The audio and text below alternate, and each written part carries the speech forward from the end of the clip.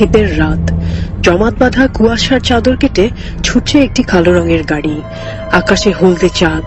Steering wheel ধরে আপন মনে গাড়ি চালিয়ে যাচ্ছেন ডেভিড হুইটম্যান। পেশায় তিনি একজন ডক্টর। শহরের বাইরে একটি কল সেরে ফিরছেন। রাত প্রায় ৩টা। সিট জেগে বসছে ভালোভাবেই। গায়ে পুরো কোট মাফলার থাকা সত্ত্বেও ঠকঠক করে কাঁপছেন তিনি। নির্জন রাস্তা, নিশুত রাত, দুই ধারে শুধু লতাপাতা আর জঙ্গল। আশেপাশে প্রায় ২-৩ মাইল কোনো জনবসতি নাই। চলন্ত গাড়ির হেডলাইটের আলোয় সামনের পথে খানিকটা দেখা যাচ্ছে। শীতে কষ্ট পেলেও ডক্টর হুইটম্যান মনে মনে বেশ নিশ্চিন্ত। শহর প্রায় এসেই গিয়েছে, আর আধ ঘন্টা পরে বাড়ি পৌঁছে লেপের তলে ঢুকতে পারবেন তিনি। এখন কোনো মতে বাড়ি পৌঁছতে পারলেই হয়। কাছাকাছি চমকে উঠলেন ডক্টর। কিছুর সাউন্ড আসছে গাড়ির ভিতর থেকে। ডক্টরের বুকের ভেতর হাতুড়ির বাড়ি পড়ল। এখন যদি গাড়িটা বিগড়ে যায় তবে কি হবে? এখনো ৩ মাইল পথ বাকি। একরকম জোর করে এই ভাবনাটা তাড়িয়ে দিলেন মন থেকে। কিন্তু হঠাৎ করেই আর্তনাদ বেড়ে গেল গাড়িটার।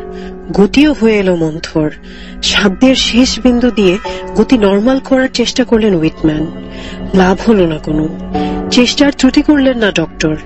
কিন্তু অস্ফুট আর্তনাদ ছাড়া আর কোনো সাড়া দিল না বেয়াদব গাড়িটা। ঢুকতে ঢুকতে রাস্তার মাঝে গিয়ে অচল হয়ে গেল গাড়িটা। নড়ার নাম নেই। দারুণ শীতের মাঝেও টের পেলেন ঘামে পুরো শরীর ঘেমে গেছে। গাড়ি ফেলে রেখে এই জনমানবহীন পথে পাকা ৩ মাইল পাড়ি দেবার কথা ভেবে গায়ে তার কাঁটা দিয়ে উঠল। আশেপাশে কোনো গ্যারেজ থাকা তো দূরের কথা, একটা মানুষের নামগন্ধও নেই। সকাল পর্যন্ত অপেক্ষা করতে হবে, কিন্তু গাড়িতে রাতটা পার করাও অসম্ভব। ঘুম আসবে না কিছুতেই। ভয়ে দুর্ভাবনায় হুইটম্যানের শির দ্বারা বেয়ে শীতল স্রোত বেয়ে গেল। মাথাটা কাজ করছে না। সঙ্গে করে লোক না আনার জন্য বেশ আফসোস হলো তার। সঙ্গে লোক থাকলে তাও ভরসা পাওয়া যেত। Doctor, doctor! ভয়ে লাফ দিয়ে হৃৎপিণ্ডটা গলার কাছে চলে এলো হুইটম্যানের। এত রাতে কে তাকে এই জনমানবহীন রাস্তায় ডাকছেন? Doctor, doctor! না, ভুল শুনেননি তিনি। ঠিক শুনেছেন, কেউ একজন তাকেই ডাকছে। কেননা তিনি ছাড়া এখানে ডক্টর তো দূরে থাক, একটা মানুষও নেই। তীক্ষ্ণ দৃষ্টিতে বাহিরে তাকালেন হুইটম্যান। আবিষ্কার করলেন এক লম্বা শীর্ণদেহী লোককে। অন্ধকারে চেহারা দেখা যাচ্ছে না, শুধু কালো অবয়ব চোখে পড়ছে। গাড়ির গ্লাসে নাক চেপে ধরল লোকটা। সহসা ভয় কেটে যেন বুকে পানি পেলেন হুইটম্যান। যাক, কাউকে তো পাওয়া গেল। গলায় সবটুকু জোর ঢেলে বললেন, কে আপনি? আমায় চিনবেন না। চিনবার জন্য ব্যস্ত নন হুইটম্যান। তার দরকার একটু সাহায্য। সে কথা বলার জন্য মুখ খুলতে যাচ্ছেন, তখনই লোকটা বলে উঠল, আমাকে একটু আসতে হবে ডক্টর, পেশেন্টের অবস্থা খুব খারাপ। হতভম্ব হয়ে পড়লেন হুইটম্যান।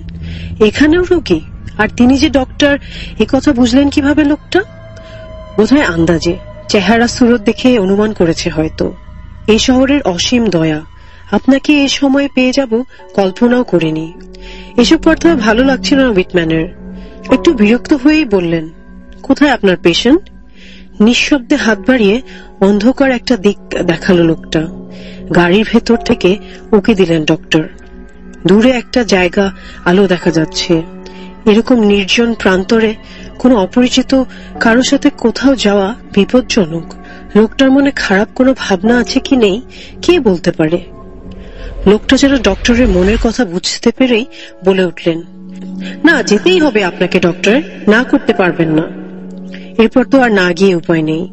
দেখা যাক কি কপালে আছে, বলে উঠলেন, ঠিক আছে চলুন। মাথার উপর দিয়ে পথ।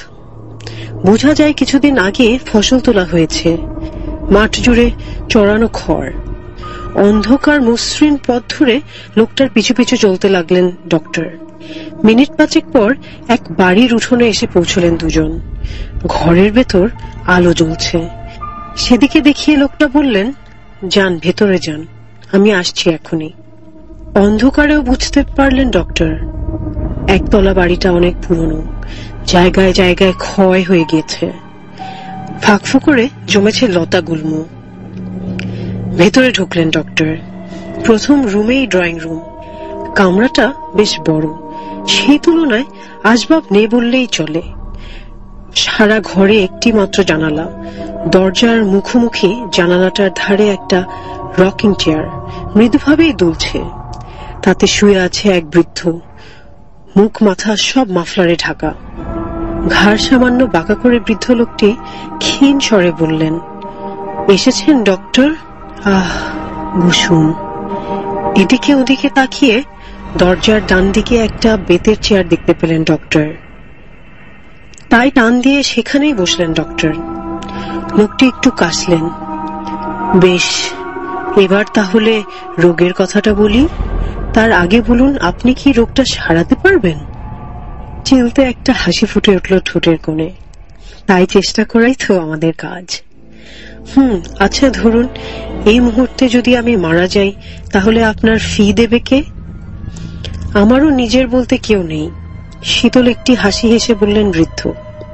বিব্রত হলেন ডক্টর, একটু বিরক্ত হয়ে বললেন, আমরা সবসময় ফি এর জন্য কাজ করি না।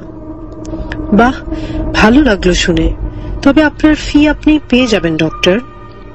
এবার কি আমি দেখতে পারি? ব্যস্ত হয়ে উঠলেন হুইটম্যান। অনাকাঙ্ক্ষিত বিলম্বের জন্য রীতিমতো উসখুস করতে লাগলেন। হ্যাঁ, অবশ্যই দেখুন। চেয়ার ছেড়ে উঠলেন ডক্টর হুইটম্যান। হাত বাড়ালেন রোগীর বাম হাতটা ধরার জন্য। পালস পরীক্ষা করবেন। কিন্তু এ কি? কবজি ছুঁয়ে দেখেই ধড়াস করে লাফ দিয়ে উঠলেন তিনি। তার হাত তো মানুষের কোনো হাত নয়, এ তো কঙ্কাল। জ্যান্ত চিৎকার দিয়ে হাতটা ছেড়ে দিলেন ডক্টর। বুকের মাঝে শুরু হয়ে গেছে ছুটন্ত ঘোড়ার টকবক। বিকারগ্রস্তর মতো নিজের ডান হাতটা শার্টে ঘষলেন ডক্টর। মুছে ফেলতে চাইলেন কঙ্কালের স্পর্শ। ভয় পেয়েছেন ডক্টর, প্রচন্ড ভয়। ঘুরে দাঁড়ালেন দৌড় দেবার জন্য। কপাল খারাপ। চেয়ারে পা বেঁধে হুমড়ি খেয়ে পড়লেন মেঝের উপর। ততক্ষণে আলোটা নেচে উঠল কয়েকবার। ঘাড় ঘুরিয়ে ফেকলেন ডক্টর। নিবু নিবু হয়ে উঠেছে লণ্ঠনটা। বুড়ো তাও ততক্ষণে উঠে দাঁড়িয়েছে চেয়ার থেকে। পরিমরি করতে উঠলেন হুইটম্যান। পালাতে হবে এই পিশাচার হাত থেকে। আবার দৌড় দিয়ে পালাতে পারলেও পালাতে পারলেন না। পৈশাচিক এক থাবায় বুড়ো আঁকড়ে ধরলেন ডক্টরের ডান কাঁধটা। অসহ্য যন্ত্রণায় চিৎকার করে উঠতে লাগলেন তিনি। আঙ্গুলের হাড়গুলো বসে গেছে তার কাঁধের মাংসের উপর। হাঁটু ভেঙে পড়ে গেলেন। পিশাচের হাত থেকে ছাড়া পাবার জন্য কুকড়াতে থাকলেন। আচমকা হাতে থাকলো ডাক্তারি ব্যাগটা। তুলে নিয়েই ধাই করে মেরে বসলেন বুড়োটার মুখে। আকস্মিক আঘাতে তলে উঠল ভুট্টা। ছেড়ে দিতে বাধ্য হলো তার কাঁধ। এই সুযোগে হুইটম্যান ঝেড়ে দৌড় দিলেন দরজার দিকে। পিছনে ধূপ করে নিয়ে গেল লণ্ঠনটা। শোনা গেল এক অমানসিক আর্তনাদ। কিভাবে ছুটতে ছুটতে যে গাড়িতে এসে পৌঁছলেন বলতে পারবেন না ডক্টর। মাথার মধ্যে ততক্ষণে শুধু প্রাণ বাঁচানোর চিন্তা। কি আশ্চর্য, গাড়িটাও স্টার্ট নিল যেন জাদু মন্ত্রের মতো। হাফ ছেড়ে বাঁচলেন ডক্টর হুইটম্যান। গাড়ি ছুটালেন বাড়ির দিকে। হলদে এক টুকরো চারটার সঙ্গী হলো। পেছনে পড়ে রইল কিছু অভিশপ্ত স্মৃতি।